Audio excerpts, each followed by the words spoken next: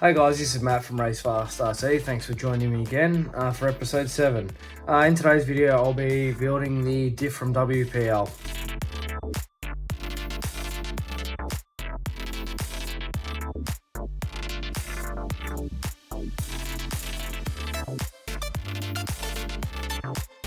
Alright, thanks for joining us guys. Have a look at episode 5 if you want to see how I removed the diff from the car. So this will be this whole unit here.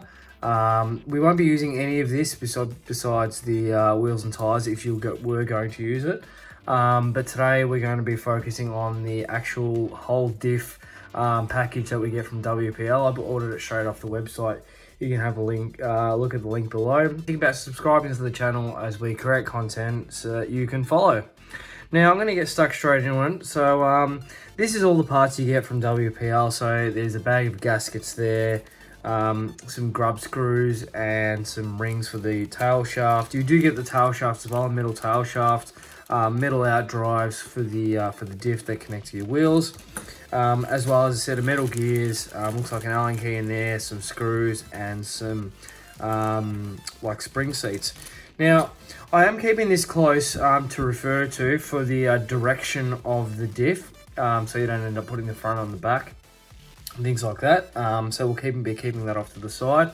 We will actually, now that I look at it, be using the leaf springs, but I do have some coil springs that I'm going to be installing, so I'm going to leave them off for now, but that will be in another episode. So let's get straight into it.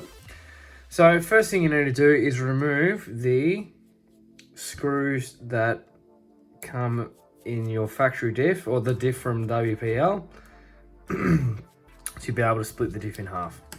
So these all come out. Oop, and the rear comes off. Now there's a bare side, like a bare metal side, and a painted side. So we'll just keep track of that as we move through, so we know which side to put the out drives on. So that's the in drive, sorry, the front of the diff, so the bit that connects to your tail shaft.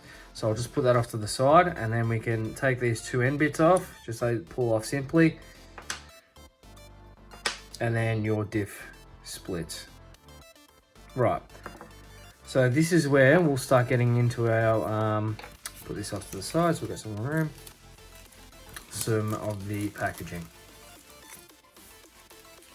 Okay, so we've got some grub screws there, a little pin, some lock rings for your tail shaft, and some other bearings, and your other little bearings there.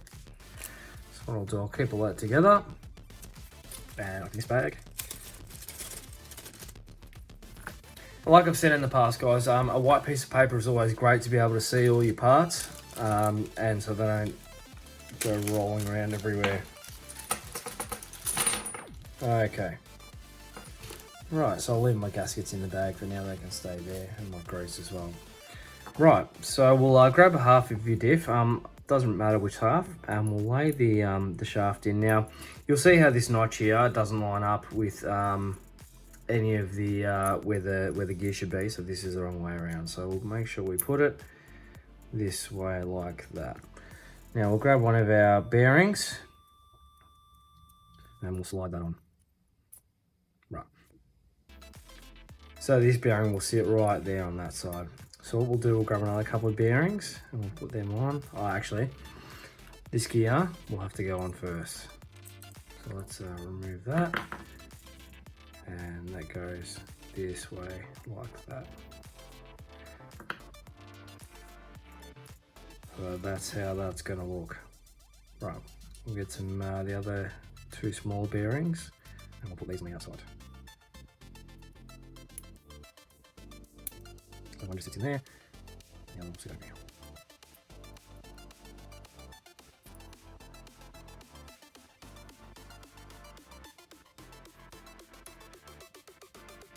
Rightio. So you want to make sure this this is centered as well in the diff housing. So we'll just make sure we center that. Now we'll try and find our flat spot. Now all the flat spots, they all sit in the same spot. So we'll know that is up like that. So what I'll do now, I'll grab a grub screw and we'll put some Loctite on it, and then we'll put that.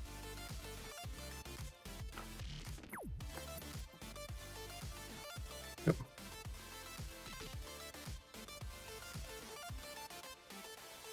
All right, we'll just make sure that that's lined up in the middle, and then we can tighten that up. There we go. Now don't over tighten this because it is brass, so you'll end up stripping the gear if you end up going too tight. So that feels pretty good already. All right, so now we'll put the axles on, and they're the same sort of method. They've got a grub screw and they go on either end. So we'll just pop that all the way in, and we'll just pop that all the way on as well. Let's do one at a time so we can see where our notch is. There we go.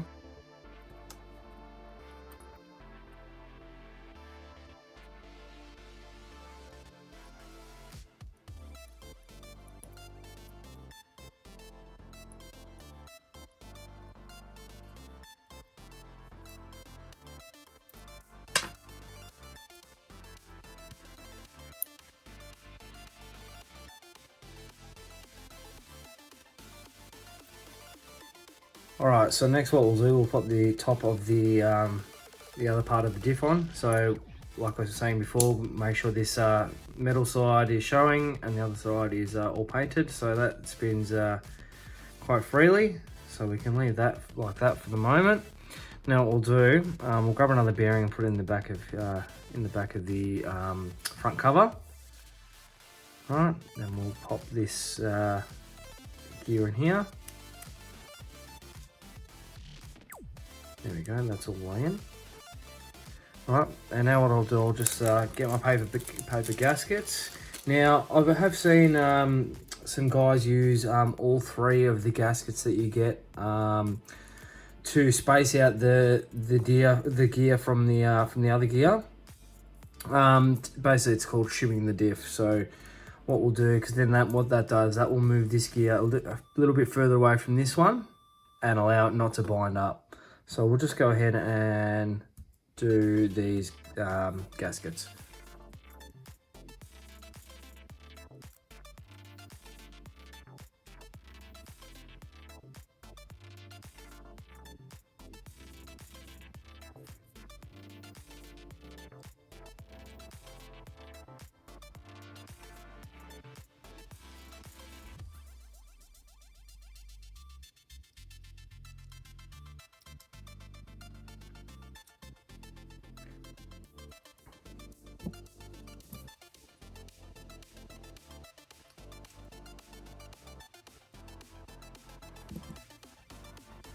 Righto guys, as you saw, I've got that front cover on with the bearing and the three gaskets. So now I'm just going to pop this rear cover on. I have checked the orientation with the original one, and that is the correct orientation. This does have like a little bit of a logo on it, so I'll just pop that on the back.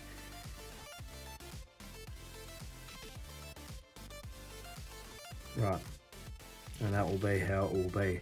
Now before we do that though, we'll get some grease in there. Okay, as you saw, I've just made a big mess and put some grease in there. So now what I'm going to do, I'm going to put this rear cover on.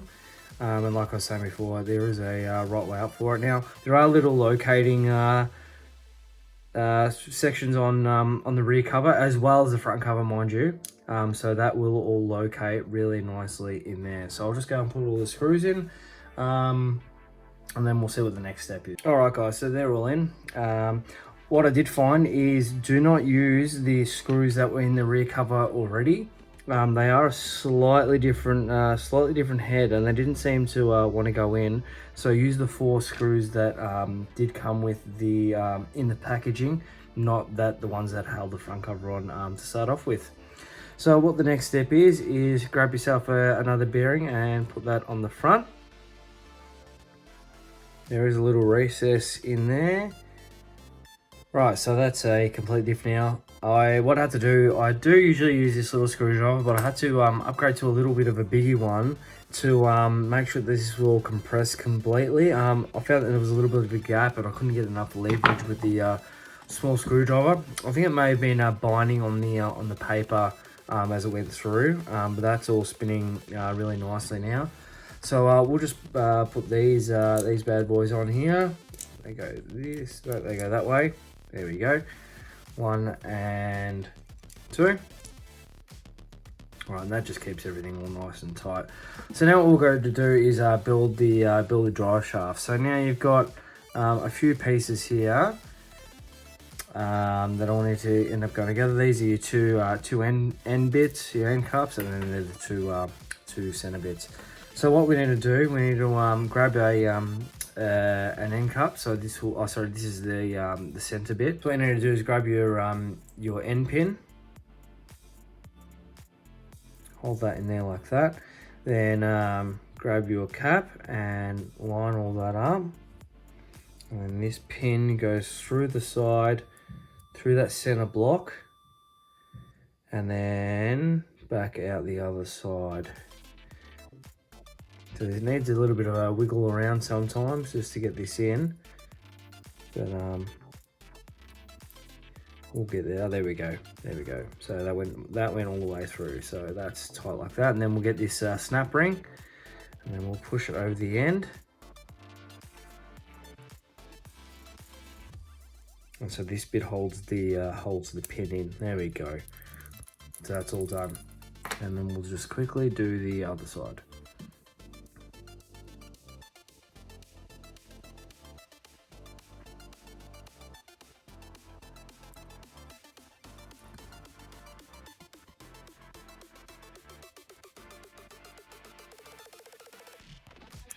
Right, now it's like the two pieces together. You get the two ends, put that in there, in the slot.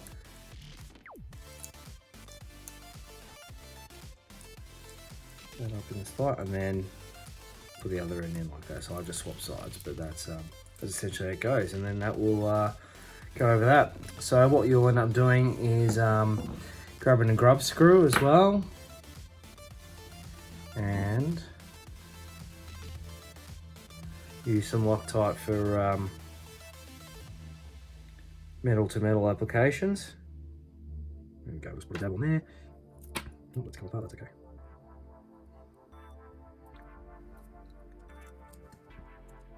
And pop that in just like that on the flat part of the on the differential. Now you don't have to be too fussy where this ends up. I've gone pretty tight up there, but considering that you've got a fair bit of play, literally like 10 centimeters of play with the drive shaft, that's not going to matter too much. So what I'll do now, guys, is put up a bit of a diagram from WPL about how this all goes together, so you can get a good visual representation and follow along like that.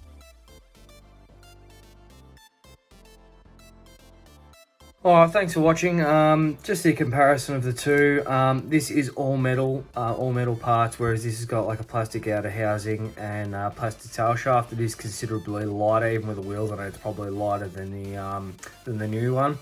This will come in handy with the motor upgrade and all the power I'm going to be putting through this diff. It's going to take a bit of pressure, but it'll be yeah, it'll be a good upgrade, and I won't have to worry about it in the future. Thanks for watching. Like, share, subscribe, do all those good things, and yeah, I appreciate you guys tuning in today, and hopefully you've learned how to put these together. If you've got any questions or comments, please put them below and I'll answer them as soon as I can. Thanks a lot.